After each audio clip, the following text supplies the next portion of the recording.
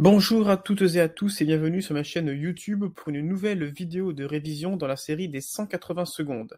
Elle est destinée avant tout aux élèves de 3e puisqu'elle évoque les territoires ultramarins français. Les territoires ultramarins français, également appelés la France d'outre-mer, sont les territoires français situés en dehors du continent européen. Ils se composent de 5 DROM, départements et régions d'outre-mer, à savoir la Martinique, la Guadeloupe, la Réunion, la Guyane et Mayotte, et de 5 COM, collectivités d'outre-mer, qui sont la Polynésie française, Saint-Barthélemy, Saint-Martin, Saint-Pierre-et-Miquelon et Wallis-et-Futuna. À ces territoires se rajoutent la Nouvelle-Calédonie, les terres australes et antarctiques françaises et Clipperton. Au total, les territoires ultramarins français s'étendent sur 120 000 km² et même 550 000 avec les TAF.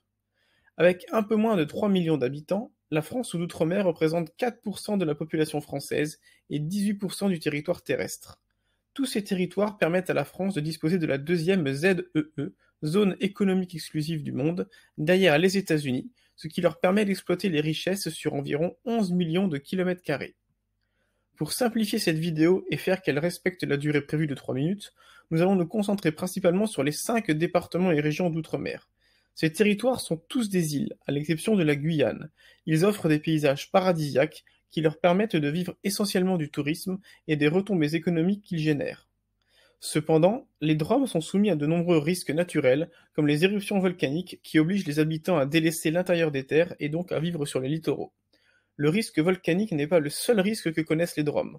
On peut également citer les tempêtes tropicales et les ouragans. Malgré quelques exceptions comme le centre spatial guyanais situé à Kourou en Guyane qui permet le lancement de nombreuses fusées Ariane, les territoires ultramarins sont très faiblement industrialisés. Il en va de même pour l'agriculture qui connaît une crise importante, même si la production de bananes demeure satisfaisante en Guadeloupe et en Martinique. Les territoires ultramarins reposent donc en grande partie sur le tourisme et sur l'aide économique de la France et de l'Union européenne. En effet, la nouvelle route du littoral située sur l'île de la Réunion a été financée essentiellement par la France, la région et l'Union européenne, à hauteur à l'origine de 1,6 milliard d'euros, mais de nombreux surcoûts se sont additionnés. Cette route située sur une digue et sur un viaduc va permettre de limiter les embouteillages et les accidents, ce qui est une véritable menace pour la biodiversité de l'île malheureusement. Actuellement, dans les départements et régions d'outre-mer, la population connaît des difficultés économiques et sociales importantes. Le chômage, le coût de la vie et le taux de criminalité est bien plus élevé dans ces territoires qu'en métropole. Pourtant, le niveau de vie reste souvent supérieur à celui des pays voisins, ce qui entraîne d'importants flux migratoires. C'est pour cela que de nombreux migrants comoriens vivent dans un bidonville de Mayotte. Dans les Antilles, une grave crise sanitaire se greffe à celle économique et sociale. En effet, l'utilisation du chlordécone, un pesticide utilisé dans les bananeraies, a pollué les sols et entraîné de nombreux cancers.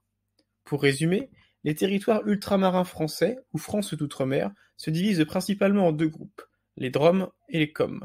Ils permettent à la France d'être la deuxième ZEE du monde. Les DROM sont essentiellement des îles volcaniques, sauf la Guyane. Ils connaissent des difficultés économiques et sociales, et ces territoires reposent donc avant tout sur le tourisme, l'aide de la France et celle de l'Union européenne. Created using Powtoon.